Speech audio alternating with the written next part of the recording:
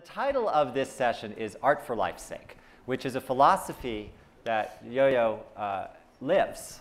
And it's, so we're going to discuss elements of that and try and share this vision, which goes beyond simply being the excellent, the apex, as Michael said, of artistry in terms of performance and what one can do with one's chosen art form.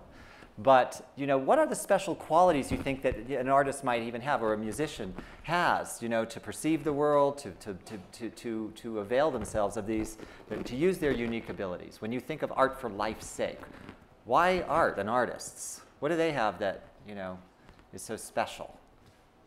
Well, that's actually a very good question because I don't really know the answer. And I think I've been asking myself that question from the very beginning. Right. And partly it's because for those of you that know me, you think, okay, he must have always wanted to play the cello. To me, I just need to inform you that my decision to play the cello was a compromise and it was an accident. And I feel like most of my life I've lived a series of accidents, some incredibly lucky, like meeting my wife, or some less lucky because I had no choice in it. But as a 4-year-old, I had already given up the violin because I didn't like it because it screeched under my hand. And so I was given up for musically untalented. And I then was taken on a fateful day to see an extra large double bass in the Paris Conservatory. I fell in love with it because it was big. And my parents didn't want to get me a double bass because I couldn't play a double bass. So we compromised on a cello, and I had to promise them I wasn't going to switch again. So I'm then saddled. Contract at 4. I know, yeah. That's why I don't like contracts. Yeah. And so then I played it. I was told I was good. And then it was like, okay, so you must be a musician.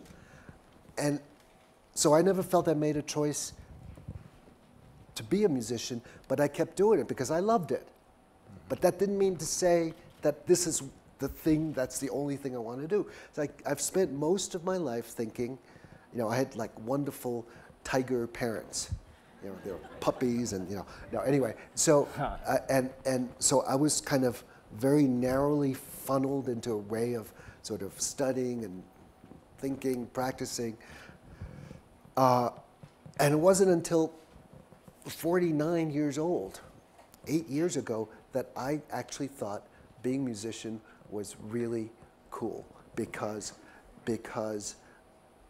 I realized that my great interest in life is people, and that music is one of the great ways to look at people, to study people, to figure out how they think, how they act, why they do what they do.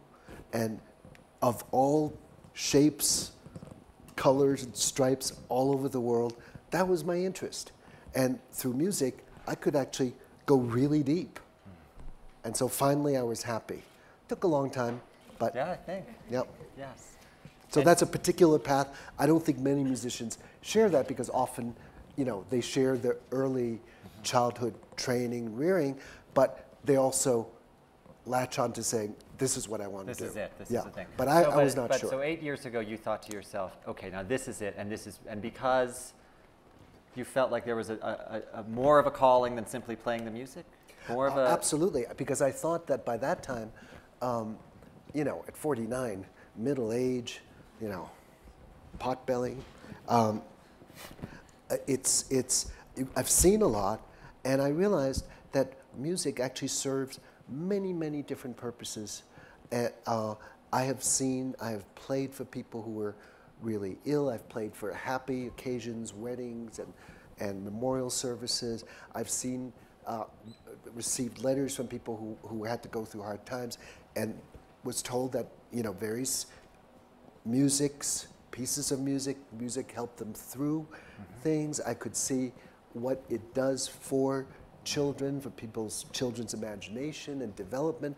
I was old enough to have met kids that watched Mr. Rogers' Neighborhood and said, you know, I saw this thing that you did and I loved it so much that that's why I became a musician. And they're in their 20s. Right. So I had enough experience to kind of an arc. Yeah, to see that, well, my gosh, that's a very cool thing to have had that kind of effect, not necessarily me, but somehow Esperanza Spalding was one of those people that watched Mr. Rogers and decided she wanted to play an instrument.